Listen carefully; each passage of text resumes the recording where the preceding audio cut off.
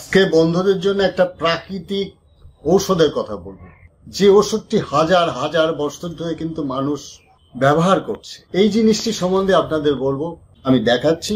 এই যে আপনি দেখুন, ভালো করে দেখুন, নজর দিন। কালো জিরা, এটার বিশেষ একটা গুণ আছে। সে গুণগুলো হচ্ছে বদহজম হয় এইটা খেলে। তারা কিন্তু কখনোই খাবেন না। যাদের ডায়াবেটিস আছে তারা কিন্তু মধুর সাথে খাবেন না কখনোই। শুধুমাত্র এইটা একটু পাউডার করে নিতে হবে, ভালো করে শুকিয়ে।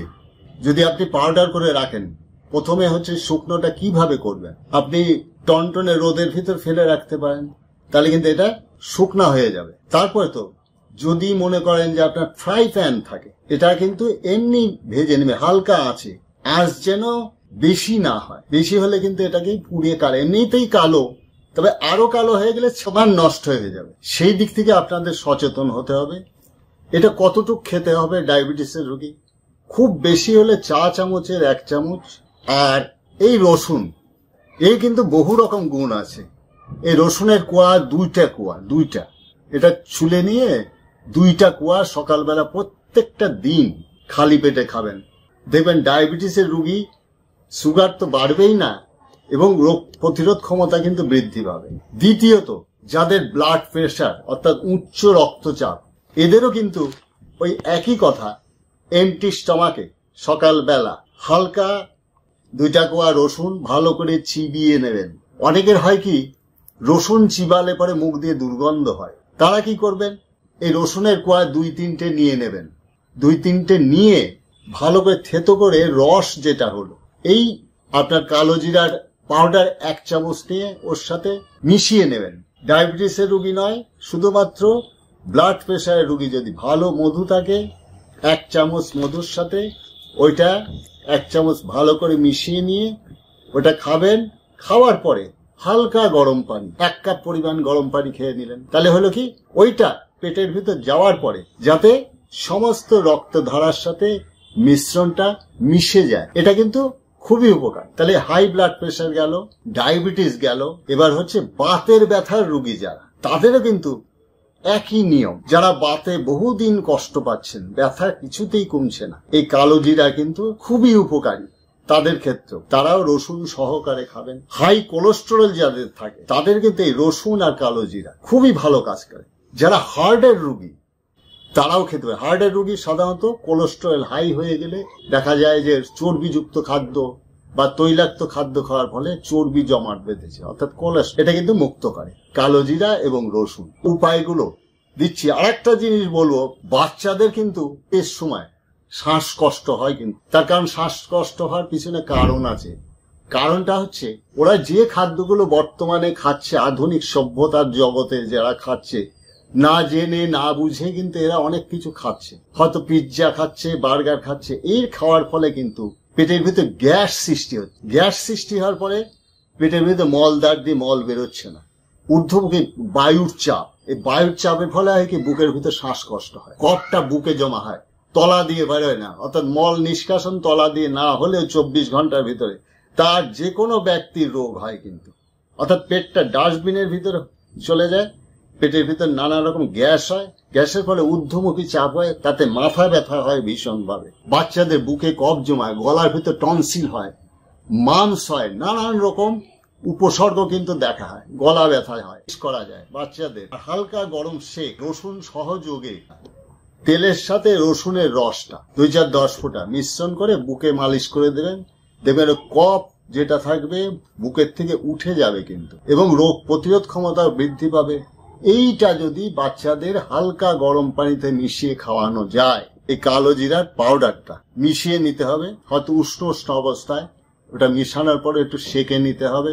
নেওয়ার পরে বাচ্চাকে খাওয়ালেন 1 চামচ মধু সহযোগে, কারণ বাচ্চাদের এই ঝাঁজটা সহ্য করতে হবে। আর একটা জিনিস দেখাচ্ছি, এটা খুবই ভালো জিনিস। যাদের অ্যালার্জি আছে, কফ জমা হয়ে যাচ্ছে, তাদের হচ্ছে কি নানান রকম উপসর্গ কিন্তু, হাঁচি কাশি নানান কিছু, নাক জ্বালা পোড়া, এটা কিন্তু হতে থাকে। এদের ক্ষেত্রে একটা জিনিস করা যাবে কি, উপায়টা দেখাচ্ছি সুন্দর করে, যে এই যে সাদা রুমাল, সাদা রুমালের ভিতরে আমি খানিকটা এই কালো জিরা ঢেলে নিলাম। এবার নাক জ্বালা করছে, সর্দি কাশি কারণে হাঁচি হচ্ছে অত্যাধিক, এটা করবেন কি, এইটা একটা ন্যাকড়ার ভিতরে বা একটা রুমালের ভিতর নিলেন, কালো জিরাটা ভালো করে এখানে ধরে নিলেন, ধরে এটাকে খানিক ঘষা দিবেন।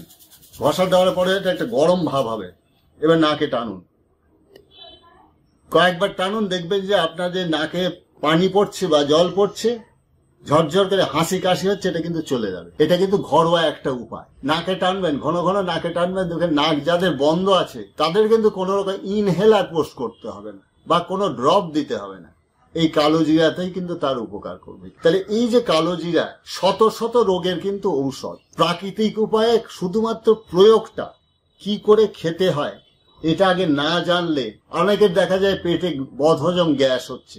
ইউটিউব দেখেছে ভিডিও, আমাকে বলছে দাদু কালো জিরা খেয়েছি, দুধের সহকারে লেখা আছে, আমার তো পেটের গন্ডগোল, আইবিএস আছে, আমার দুধটা আগে বাদ দিতে হবে। দুধ বাদ দিয়ে শুধুমাত্র পাউডার করে নিলে কালো জিরা 4 চামচের 1 চামচ নাও, হালকা গরম পানি 1 গ্লাস পর্যন্ত, হ্যাঁ, অর্থাৎ 1 পোয়া পরিমাণ নিয়ে ওটাকে ভালো করে মিশিয়ে নাও। মিশিয়ে নিয়ে সকালবেলা খালি পেটে খাও, দেখো রোগ প্রতিরোধ ক্ষমতা বেরো। কমসে কম 7 দিন থেকে 10 দিন খাও, লং টাইম খাওয়ার দরকার নেই। কোন রকম বাজে উপসর্গ হলে বাদ দেবে। প্রত্যেকটি মানুষের জন্য কিন্তু রোগ প্রতিরোধ ক্ষমতা কিন্তু বৃদ্ধি করে। আমাদের নানা রকম কেমিক্যাল যুক্ত ঔষধ কিন্তু খেতে হবে না। আগেই বলেছি ঠিক মতো পানি খাওয়া, ঠিক মতো সুষম খাদ্যগুলো খাওয়া, এগুলো আমাদের ভিডিওতে অনেক দেওয়া আছে। আমরা আপনাদের উপকারের জন্য অনেক কিছু ভিডিও দিই। অনেকে বলে যে দাদু আমার যৌন শক্তি কম, আমি বলি যে এই ওষুধটি খাও, মধু সহকারে কালো জিরা, মধু এবং রসুন সকালবেলা খালি পেটে ভালো করে চিবিয়ে খাও। তোমাদের যৌনতা যদি অক্ষম থাকে সেটা কিন্তু হজম করার পরে তোমার সেই শক্তিটা পুনরায় ফিরে আসবে। আমরা এই যে যৌন ঘটিত অনেক ভিডিও করি বটে, কিন্তু আমাদের কিন্তু ইচ্ছা না। তোমাদের প্রশ্নের জবাব দিতে এসে আমাদের অনেক ভিডিও করতে হয়। অনেকে সাবস্ক্রাইবার করে দেখা যায় যে আনসাবস্ক্রাইবার করে দাদুর চ্যানেল থেকে চলে গেল, কিন্তু দাদুর কিন্তু উদ্দেশ্য সেটা নয়। দাদুর উদ্দেশ্য তোমাদের একটা ভালো উপায় দেওয়া, যেটা উপকার হয় মানুষ হয়ে মানুষের কল্যাণ করা। তা আমি যদি নিজে মানুষ হয়ে যদি এগুলো গ্রহণ না করে তোমাদের শো করি, অহেতুক শো করা। তো এইগুলো ভেবে অবশ্যই আমাদের নতুন নতুন সাবস্ক্রাইবার যারা দাদুরা চ্যানেলে আসতে চাও এবং দাদুর কাছে উপকার পেতে চাও, অবশ্যই তোমাদের জন্য দাদু সবসময় উত্তর নিজে দেয়, অন্য কেউ দেয় না। কিন্তু আমার চ্যানেলটা পরিচালনা করেন একজন, কিন্তু এর জবাব, প্রত্যেকটি প্রশ্নের জবাব আমি দেই। এবং আমাদের চ্যানেলে যোগাযোগ করার জন্যে, আমার সাথে যোগাযোগ করতে আমাদের চ্যানেলে আমার নাম্বার দেওয়া আছে, সরাসরি তুমি কথা বলতে পারো হোয়াটসঅ্যাপের মাধ্যমে, একটাই নাম্বার দেওয়া আছে। আশা করি ভুল হবে না তোমাদের। ভালো থাকবে, সুস্থ থাকবে, সুন্দর থাকবে, তোমাদের মঙ্গল সব সময় চাই।